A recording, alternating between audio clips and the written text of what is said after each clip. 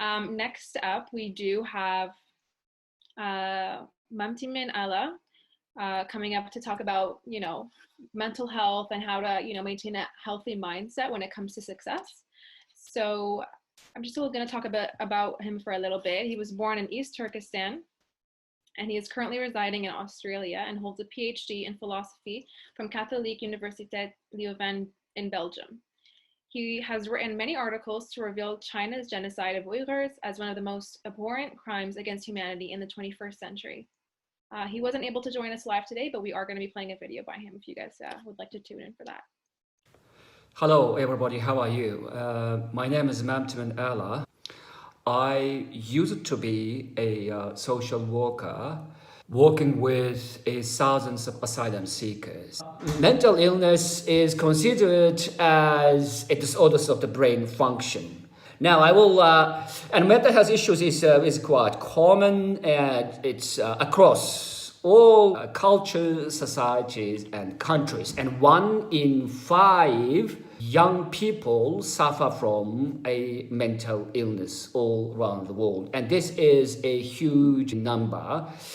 And now, since we have heard the whole operations of the concentration camps since 2018, the Uyghur communities across the world have been deeply sad and traumatized. So the trauma is one of the most manifest aspects of the mental health issues across all age groups, including youth.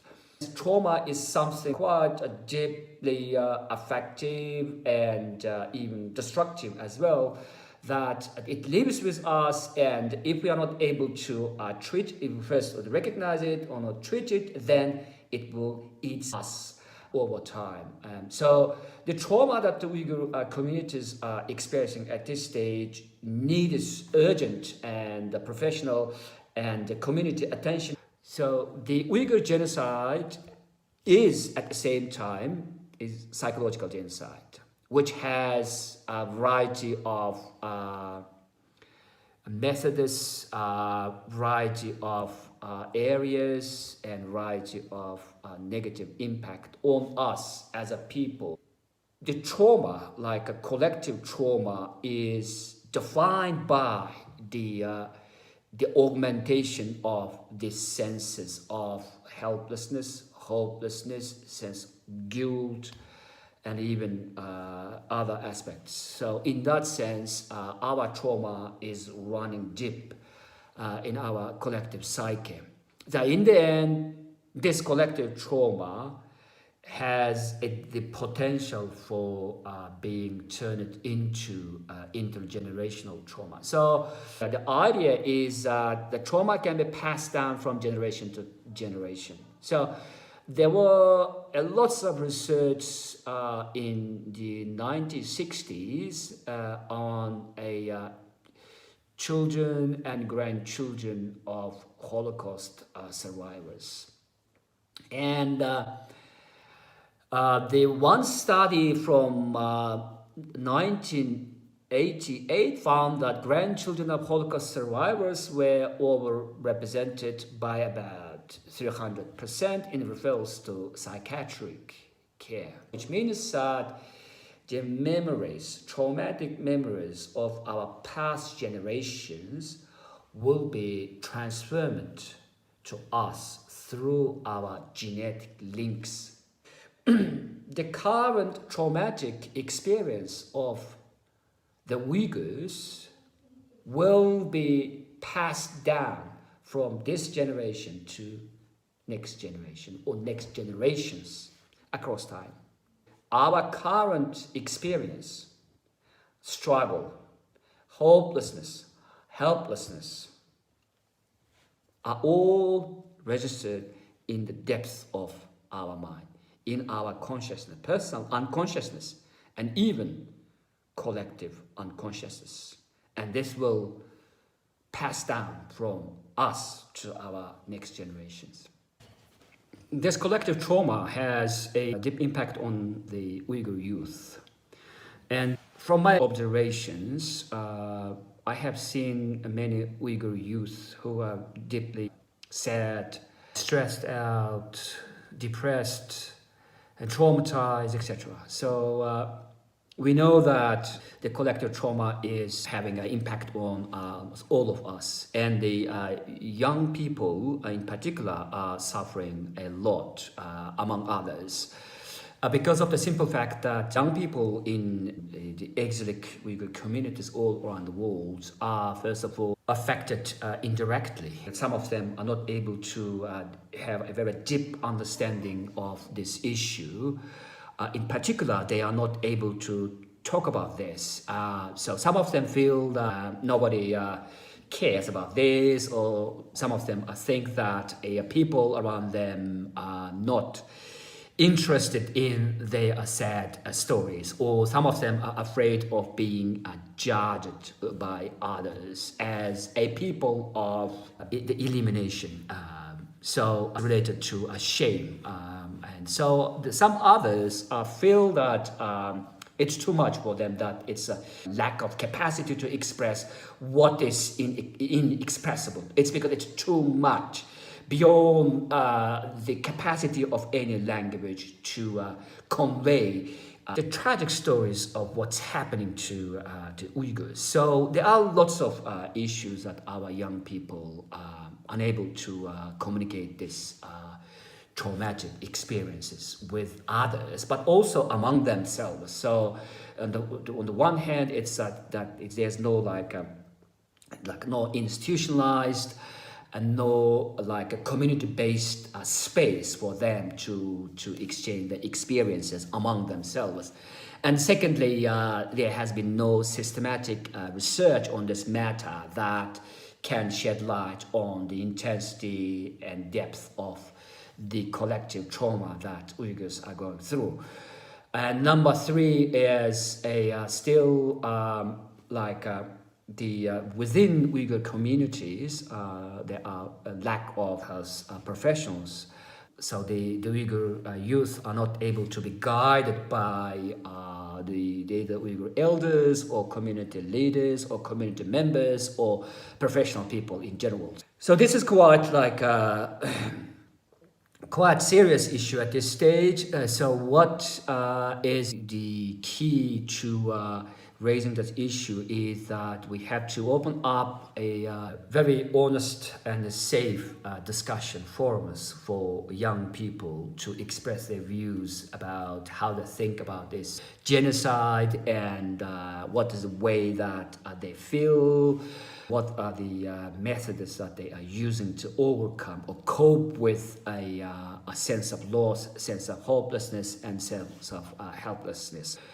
So this can also be global among Uyghur communities because thanks to the very powerful video conferencing facilities that the Uyghur youth can be connected with each other and to be able to recognize that the collective trauma is a real thing. Second one is they are being affected by it. Number three is they have to do something. They have to seek professional care and professional guidance and even professional treatment where necessary.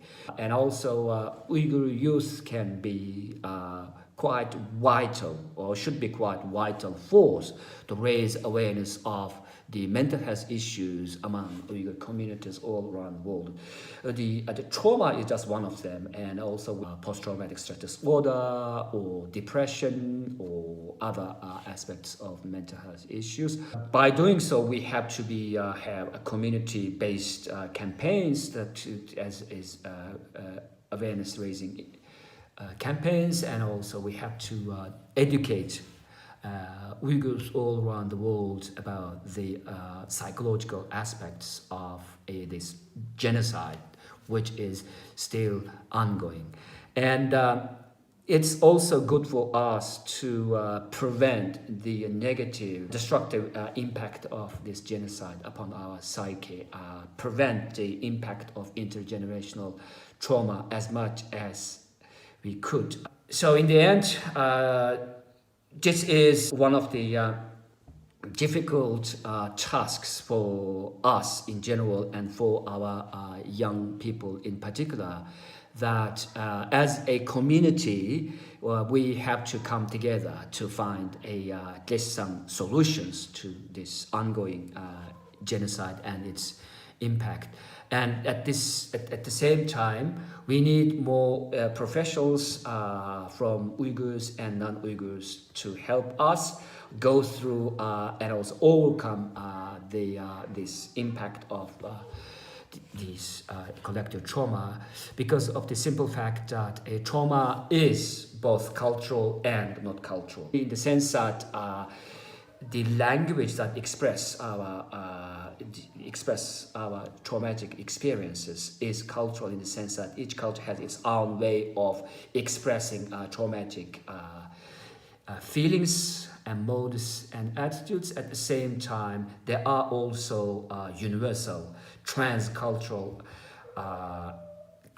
approach to the traumatic experience in general. So we can utilize both cultural and universal aspects of trauma awareness, prevention and treatment within and without our community. So in the end, if any one of you feel that you are a bit weird, you have lost the interest in these things, and you are withdrawn from your community or society, you feel sad, you feel like there's something a lot to say, but you're unable to express yourself, and you are too negative or too sarcastic, or you are so sad that this is the end of the world, etc., then first of all, please just go and see a psychologist or mental health professional in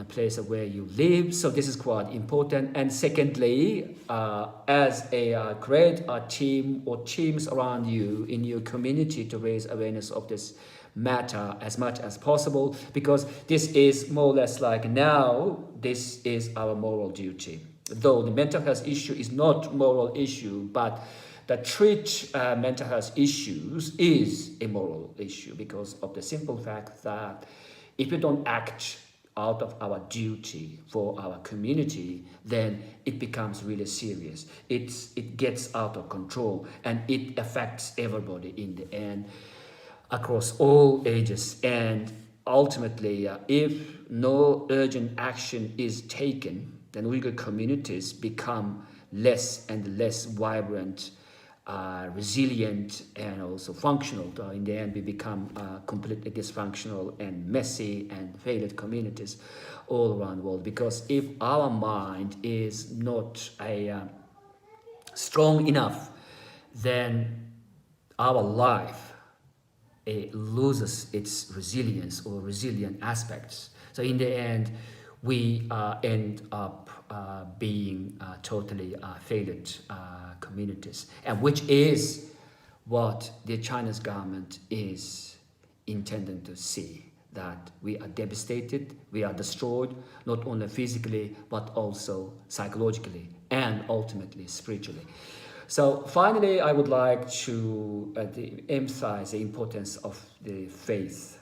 And the faith, Islamic faith, that is very important in terms of the coping with mental health issues, because it restores the sense of belonging, a sense of hope, and a sense of support to you and to your community and to us in the end. So please just re-embrace your faith in times of darkness and destruction.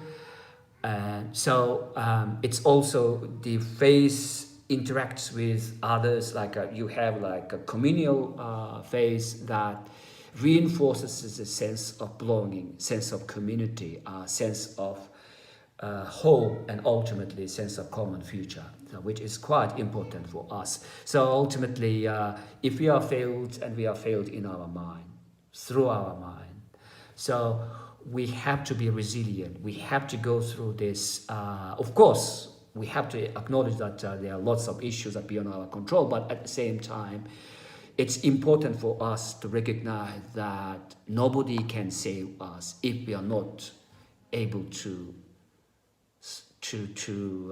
save ourselves first. And so in order to save ourselves, we have to be resilient, we have to be optimistic, we have to be emotionally supportive.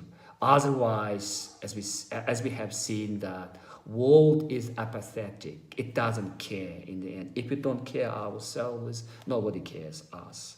And when we are care ourselves, when we are resilient, then we will be able to create our common future together successfully. Thank you for your time. We want to thank Mamtimin Ala for not being able to join us live, but for sending us this amazing video, answering some questions about a healthy mindset and mental well-being. I think he really touched on some good points that ends the stigma in mental health in the Uyghur community, but also in just any community in general.